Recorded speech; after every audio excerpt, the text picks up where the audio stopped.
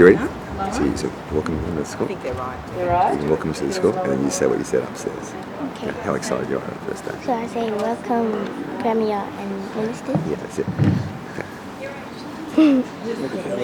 Okay. Come in tighter, guys. That's it. See on either side. That's all right. Yeah, that's all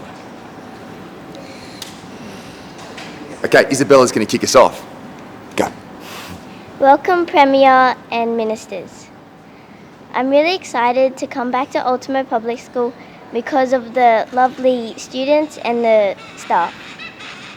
I also am really excited to be back in this amazing building. Thank you. Well done. Well done, Isabella. Thank you. You're a star. Well done, Dom. Now you guys, you can see here. Now who knows how to control this thing? So, well, that's Neil. So, Did well. well done. Great job, Isabella. Thank you. Yeah, it's sweet. Well, can I thank Isabella, Patrick and Evan for welcoming us to Ultimo Public School. And today I'm joined by Dr. Kerry Chant, our Public Health Officer, Brad Hazzard, the Health Minister, and Sarah Mitchell, the Education Minister, for what is an incredibly important day for our state, an exciting day, as we saw from Isabella, from our young children here right across New South Wales. And I want to particularly thank our teachers who have done an amazing job over the course of the last few weeks in getting our schools ready to open day one, term one. I know that many parents are anxious. I know that many parents are also excited to have their kids back in the classroom, but this is incredibly important as we move through 2022, as we move back to normal, that we have our students back at school. We know that many children have lost a quarter of their time in face-to-face learning over the last 2 years as a result of the pandemic. But there could be nothing more important, not just for our students' educational outcomes, for social outcomes, for mental health outcomes, for kids to be back in school. I want to thank Sarah Mitchell, the Education Minister, the Department of Education, for the massive operation that has been undergone here in our state to achieve this outcome today. We set out to ensure that we had kids and teachers back at school in a safe learning environment. The rapid antigen tests, which as a parent I know are incredibly painful to administer to our children, but it's important. Isabella, Patrick and Evan didn't enjoy it too much either, but ultimately it's not just our parents and teachers and everyone right across the state who's made efforts and sacrifices, it's our kids too. And let's not forget, we focus each day on the health issues. But as we move through this pandemic, we'll always look back and have to think about what did we do to ensure we kept our kids learning, ensured their long-term outcomes from an educational and mental health perspective were looked after. And the best thing we can do as a government, the best thing we can do as a state is to make sure our kids are back in the classroom, back with their friends again, back doing what they love doing and learning in the classroom with the wonderful teachers we have right across the state. Particularly want to thank our teachers because I know many are nervous today as well. But I really want to thank you on behalf of everyone across our state for what you've done in coming back to school.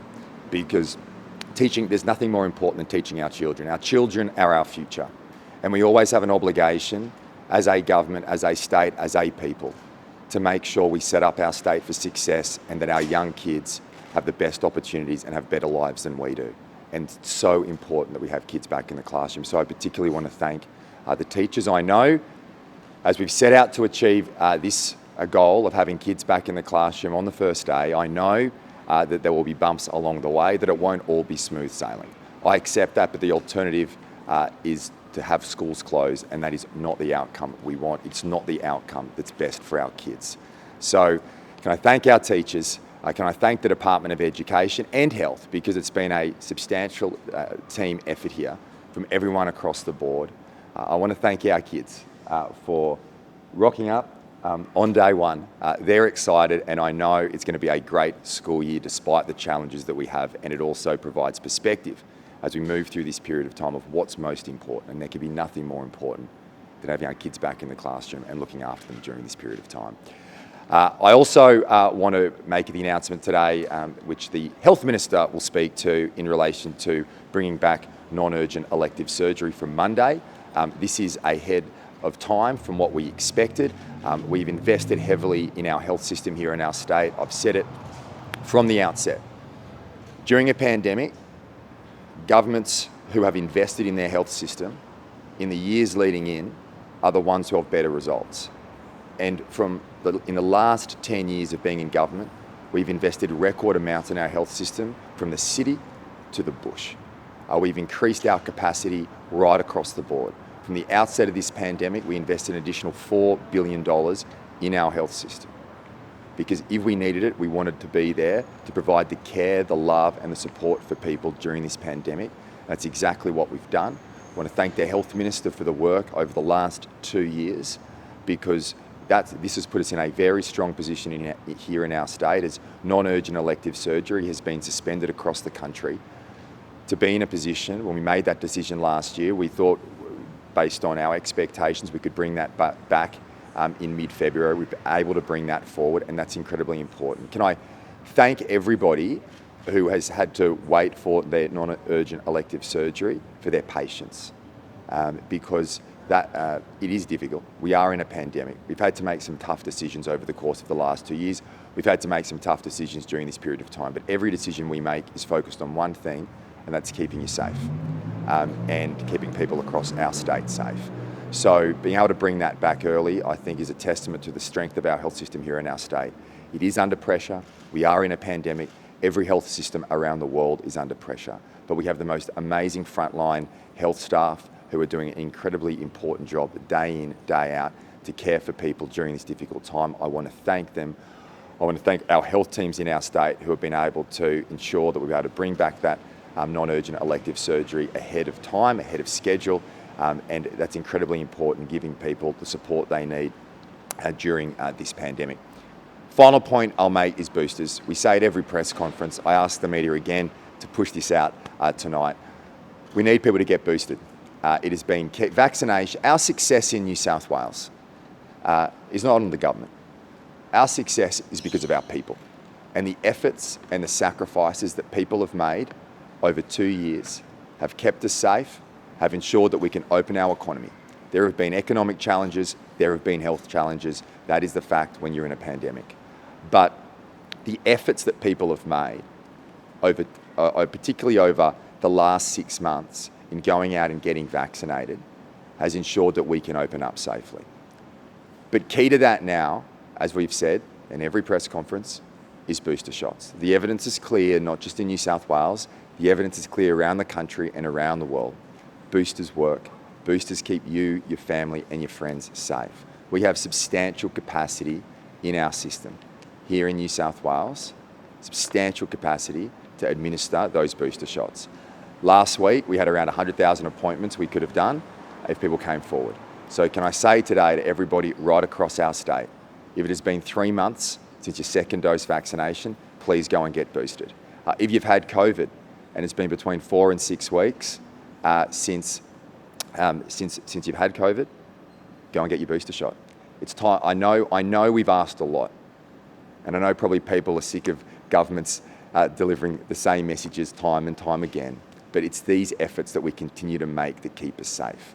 So it's one last push, it's one last effort, and can I ask everybody across New South Wales, through our 40 hubs, right across the state, through your pharmacist and your GP, please get boosted.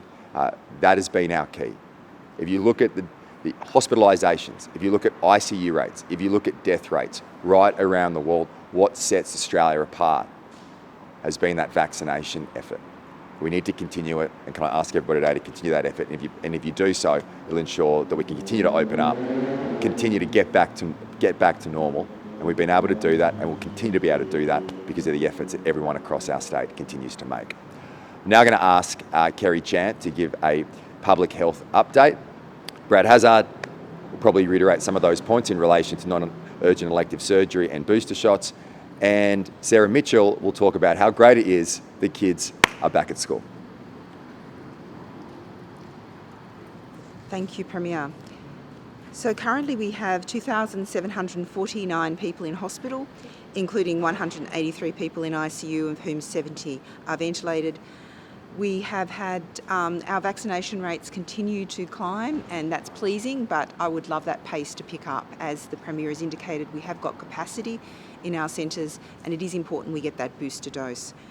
We've got over 95% of people aged 16 plus have had one dose, 94% have had two doses. Our 12 to 15-year-olds are at 83.2% for their first dose, 83.2% for their first dose and 78.5% for two doses. We've got 39% of children who have had their first dose of the COVID vaccine in the 5 to 11-year-old age group. And we've got 44.7% of our eligible population who are eligible for a booster boosted. So that's a great achievement, but again, I'd love to see that number climb rapidly. In terms of positive test results, we've got 12,818 positive test results, including 7,913 positive rapid antigen tests and 4,905 positive PCR tests. Those PCR tests, those around 5,000 positive PCR tests, were from around 36,000 PCR tests. In terms, sadly, today we're announcing the deaths of 30 people, 21 men and 9 women. Of the 30 people who died, 1 was in their 30s, 1 was in their 50s, 5 were in their 70s, 19 were in their 80s, and 4 were in their 90s. And can I express my condolences to their families for their loss.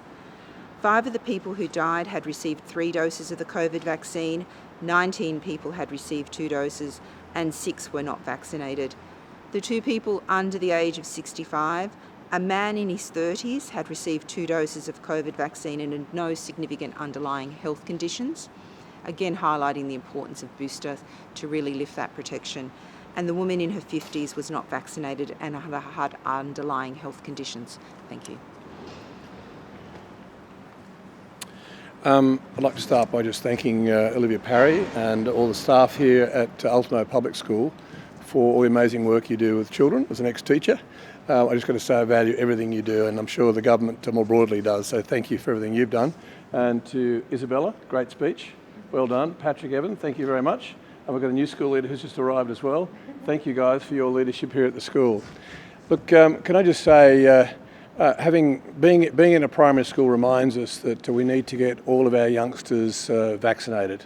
And certainly in the age bracket 15 and above, we have around about 80%. But in the younger age brackets, the primary school age brackets of 5 to 11, we're just shy of 40%. So 5 to 11-year-olds had their first dose, just shy of 40%.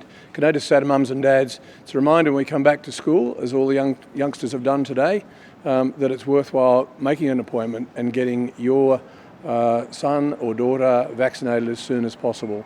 Of course, 2 doses are preferable, but 1 dose is a good start. So again, to all the parents, I'm sure you're delighted to have your children back at school. The kids are delighted to be back at school, but make sure they get vaccinated as well as quickly as possible. Boosters.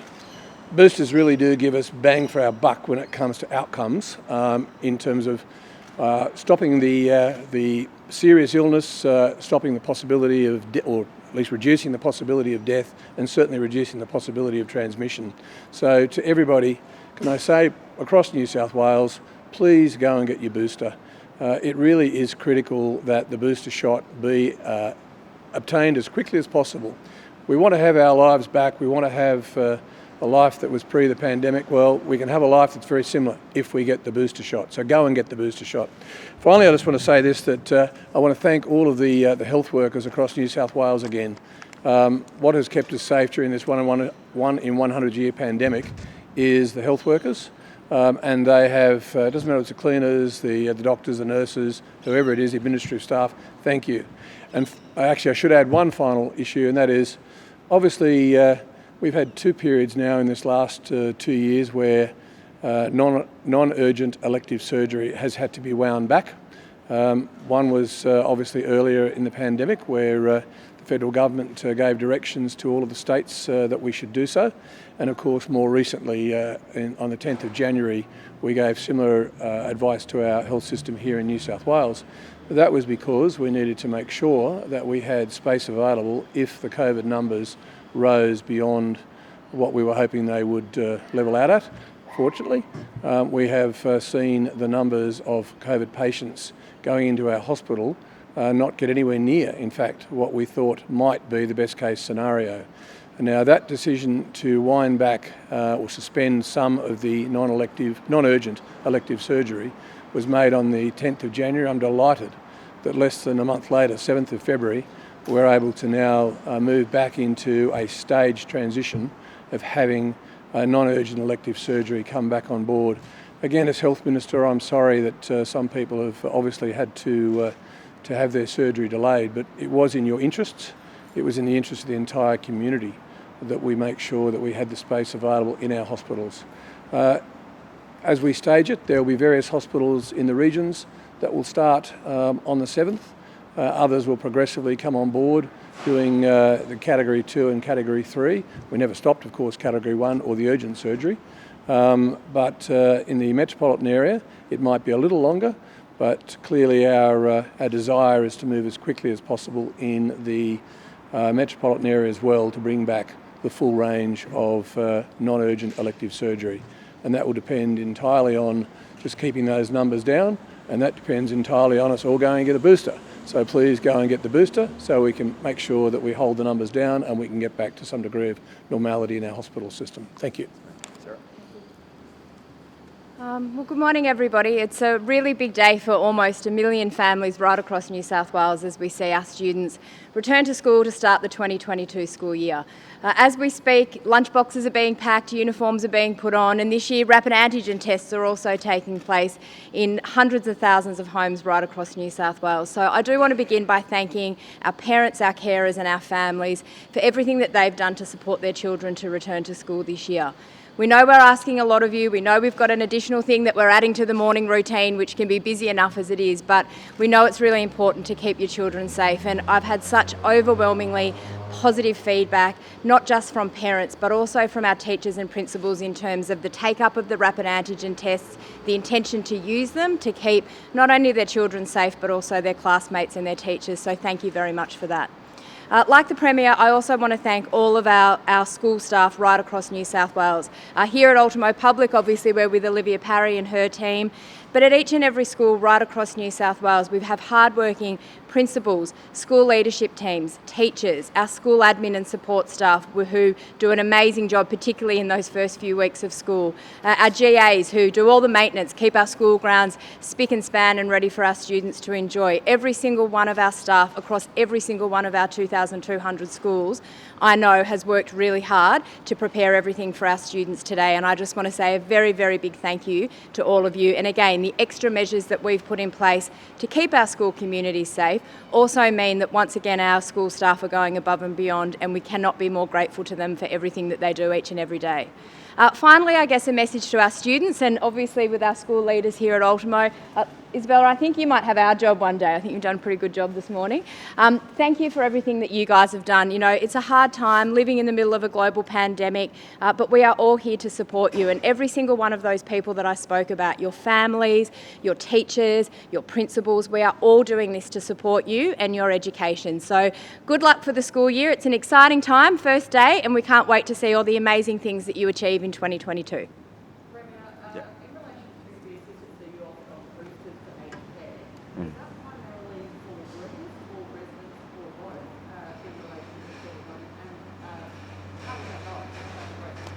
Well, yesterday I spoke to the head of Department, Premier and Cabinet, and if there is any assistance, as I've said, that we can provide the federal government, we will. My understanding is that request has not been provided at this point in time, and our obviously areas of responsibility here in our state is to vaccinate and boost the majority of the population here in New South Wales, and we have capacity to do that. If there is an opportunity that we can provide assistance in aged care, we will. We have done that throughout the entire pandemic. It's not about From my perspective, who's responsible for what? If there is a need, we will step up as we always have done during this pandemic. There are obviously the logistical issues, which the Health Minister might provide some further information on, but ultimately we stand ready to help. And we have 40 centres across the state. Our responsibility every day is to ensure that people across New South Wales have access to a booster shot. A second responsibility is to continue to drive home the message that boosters work, they keep you, your friends and your family safe, so please go out and do it. Yep. We also have one of the highest vaccination rates in the country, which means that there are naturally more people who are eligible. Secondly, I think there's probably a number of reasons to it, but one reason would also be as we've moved through having a population just like around the country who have COVID, we need to make it clear that if you've had COVID, 4 to 6 weeks, you can get that booster shot. So we know people have made efforts across our state for 2 years. We've just got to keep those efforts going. That's what will keep us safe. And I just want to continue to ask everybody to continue to make that effort.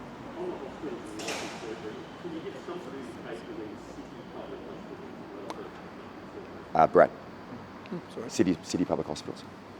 Non-urgent elective surgery. Oh, sorry. Yeah, look, obviously the team are working through that at the moment, and the city hospitals all have a licence to commence when they are in a position to do it. But each hospital each management is making, the management of each city hospital is making the decision as to when they're ready. But I would anticipate if the numbers remain as they are, that would be in the very near future. Can I just say on the aged care issue too that our New South Wales public health team work literally every day talking to the Commonwealth. It's quite a close collegiate approach. And over the last couple of years there's been a lot of work done. I know earlier on there were more than 2 million pieces of PPE given to over 100 aged care facilities. I can remember hospital staff going into various aged care facilities to help. Obviously, primarily the responsibility of the federal government in terms of making sure there are surge staff, but we're in a pandemic, so sometimes the federal government and their teams have found it a little challenging. So quite simply, we work together and we've put health staff in to assist. On occasions, we've also transferred residents out of their homes and into the hospital. So it's going on all the time. It's not, I know the media are getting a bit excited about it at the moment, but the reality is it's been a very collegiate approach between both the federal government and the state government. There have been many occasions when we have provided those staff. As late as yesterday, I know the teams are working together to establish what some of the issues might have been in regard to a relatively small number of aged care facilities in New South Wales now that haven't had the Commonwealth vaccination teams in there, but they're progressing extremely well from what I'm advised by the state health teams. So I think at the moment we could say that people are actually doing on both the Commonwealth and the state side as much as they can. What I would say though from past experience, and this is to some of the families of aged care, people in aged care residences, I can remember aged care facilities where when we looked at the numbers of people in there, they had actually been offered vaccinations, but in some cases the individuals themselves or their family members had made decisions that they were not to be vaccinated. Can I just say that is an unfortunate decision, because clearly vaccinations and boosters are the key to making sure that people over the age of 65, people who are likely to have pre-existing medical conditions, are a lot safer. So strong message is go and get vaccinated. Sorry, there was something else there? No, good. I'll make one comment. Just in addition to what the Health Minister said. We can get into the blame game here, but that's not what this is about. Whether it's the federal government, state governments, territory governments around the country, everyone is doing their very best to ensure that people have access to the vaccination and get boosted. By us saying that we're happy to help is exactly what we've been doing during the entire period of this pandemic. And if there is an opportunity to do that, as the Health Minister has said, we will. And we've done so in the past and will continue to do so, because what's most important is not playing politics in a pandemic. What's most important is providing the care and support for those who need it. Clint. That was John. Yeah.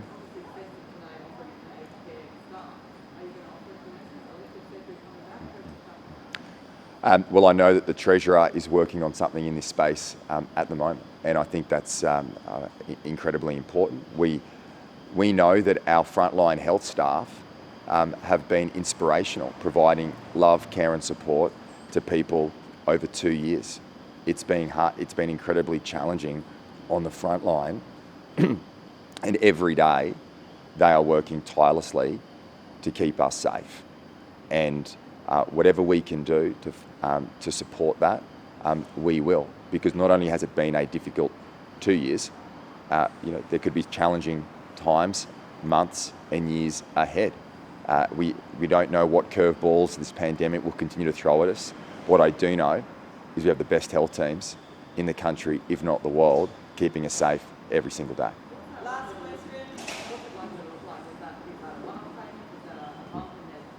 Look, I've had conversations with both the Health Minister and the Treasurer in relation to this. The Treasurer's working on something. I don't want to give a running commentary on that. But I also make this point as well.